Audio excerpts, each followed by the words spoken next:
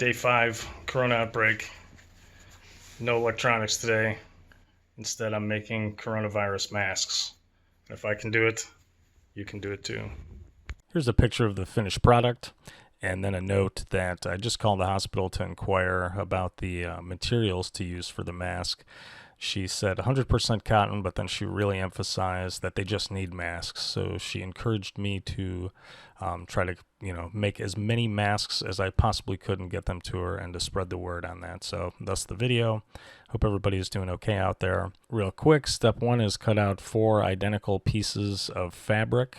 Step 2 is to sew 2 pieces of fabric together in the middle, and then sew the other 2 pieces of fabric together in the middle again. Step 3, place the 2 pieces of fabric together with the seams facing outward. Sew them together along the perimeter and leave a small gap. Step 4, turn it right side out, iron it all, getting the corners nice and tight. Then sew the small gap. You can hand sew that, and then affix the elastic straps on, however you choose. Sew them, staple them, or any other matter. Thanks. This is just like a cutting board. This is the pattern.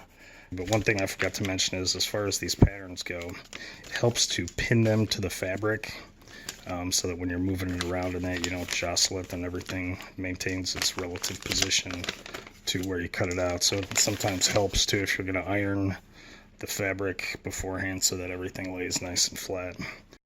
Another thing just to note is this is the large pattern, but I actually made it started out about a 1/4 inch all the way around. I'm going to start out by sewing both of these. The 2 pieces of fabric are pinned together again to keep the corners and edges in position relative to each other, because what you want to do is you want to sew right down the middle all the way. And I think the way you're supposed to do it is with a Z stitch, they were saying, which is you go forward, backward, forward, and that kind of locks it in place till you get all the way over here, then you go backward and forward again. Yeah, you will definitely want to familiarize yourself with your sewing machine before you get going. Please keep your fingers away from this thing. So next, I'm going to take the 2 pieces that we've just sewed with the seams on top or to the outside, whatever you want to say, on both sides. And I'm going to pin it so that the perimeters all line up. And then I'm going to sew along the edges all the way around this thing, and then just leave about 1 inch unsewed so that I can turn it inside out after I'm done. Okay, so corners. So the first thing is to get off the gas as you're coming to the corner, and then just do it by hand. So I'm going to go by hand now with about 1 inch left, and it's just feeding the material. And then when I get to the actual right at the corner where I want to turn, which will be this next stitch right here, boom, put the needle all the way down, lift up that presser foot piece, turn the fabric 90 degrees. See, the needle is holding the whole fabric in place.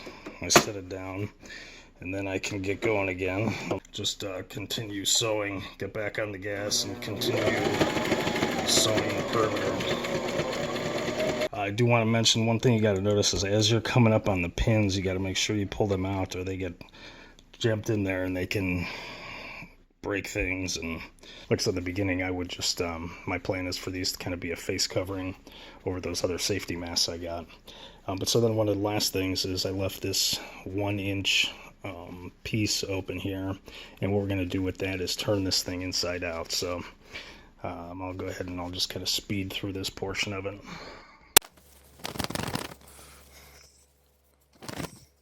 So one thing I've noticed too, when you're turning it, the corners don't seem to want to come out. They're all kind of wonky until you actually try to work them and get the material out all the way to the corner so that you get the point, because otherwise they'll just turn.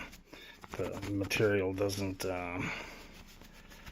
push itself out. But one of the last steps I've been doing is ironing this. Let's see if we can iron it. Because of the pattern, it folds and wants to kind of naturally conform to your face one way. Get all the corners laid out.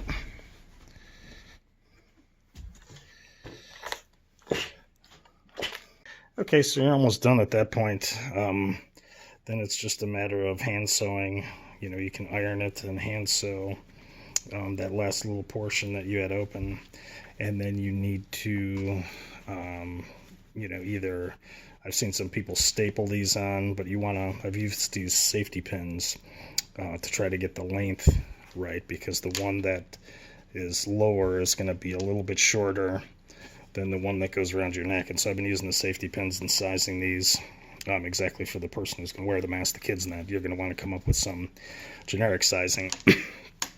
I think you should, right at the outset, if you're going to undertake doing something like this, I think you should get the specific recommendations from, you know, whatever health organization you plan to donate these to. If they have, you know, some certain fabric that they would like you to use, if they do 3-ply or 2-ply, or maybe they have their own pattern, or maybe they require tie straps instead of elastic straps. So I'd contact them ahead of time, find out exactly what your local organization is expecting and what their requirements are. I'd say practice, practice, practice. The first one was terrible, absolutely terrible. The last one I did is, you know, better. I think there's light at the end of the tunnel. So good luck. The only way you're going to get better at something is to go ahead and start doing it. Okay, lastly then, I guess this is the finished product. You can see it's nice and snug. It looks kind of like it's ballooning out, but that's actually my fat cheek. And so this would be my kind of mask strategy, is this is the mask I just made, and I have it over, you know, one of these masks here. So I think the combination of the two, like I said, read the studies, do your own research, and good luck.